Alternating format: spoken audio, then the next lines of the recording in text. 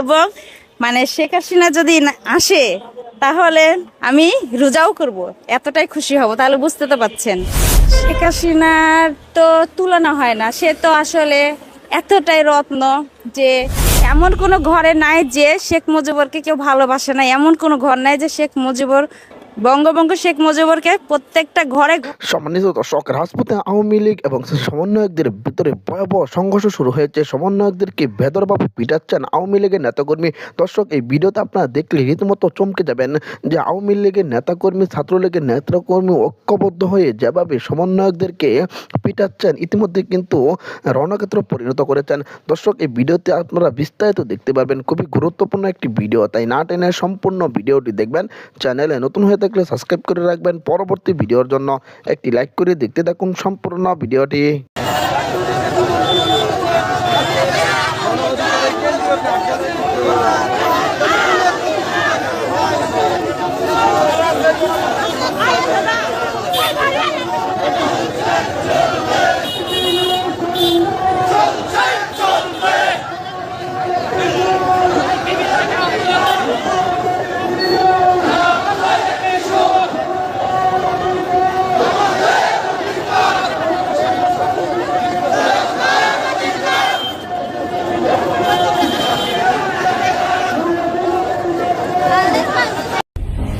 Doctor Mohammad ইউনূসের পদত্যাগ সহ বেশ কয়েকটি দাবিতে এবার হরতালের ডাক দিয়েছেন গণঅভ্যুত্থানের মুখে দেশ থেকে পালিয়ে যাওয়া শেখ হাসিনা।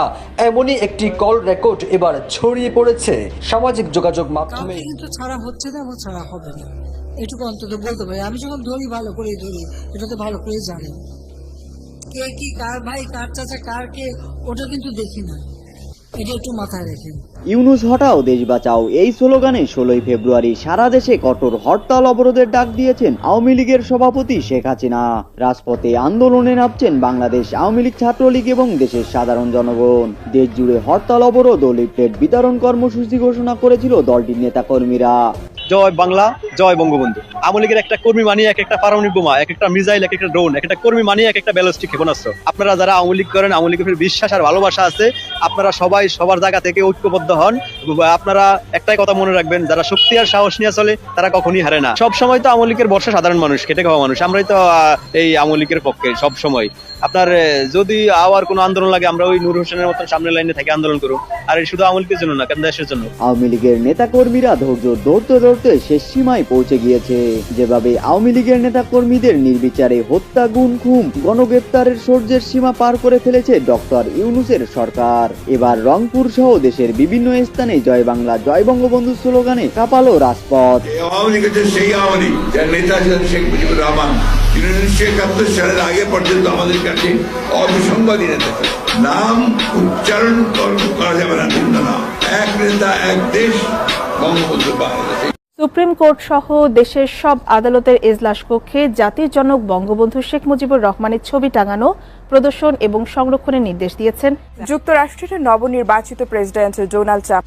মানুষের জন্য জীবনের যৌবন আমি কারাগারে কাটিয়ে দিয়েছি। Here an address by His Excellency Mohammed Yunus of the Interim Government of the People's Republic of Bangladesh.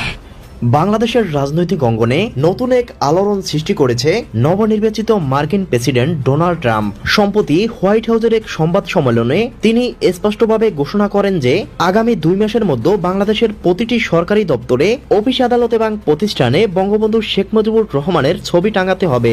Donald Trump বলেন, আওয়ামী লীগ ক্ষমতায় নেই তাতে কি, বাংলাদেশের কোনো রাজনৈতিক দলের অধিকার নেই বঙ্গবন্ধুকে অবমাননা করা।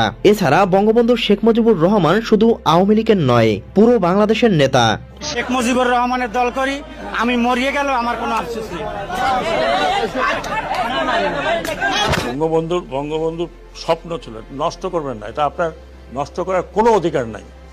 এটা বাংলাদেশের সম্পত্তি। আর এই যদি স্বপ্ন কেউ মনে করে যে এইটা করে আবার একটা কাউন্টার রেভলিউশন করে আসবেন, কাউন্টার রেভলিউশন করতে হলে আপনাকে হাজার হাজার লোকের রক্ত বহাইতে হবে।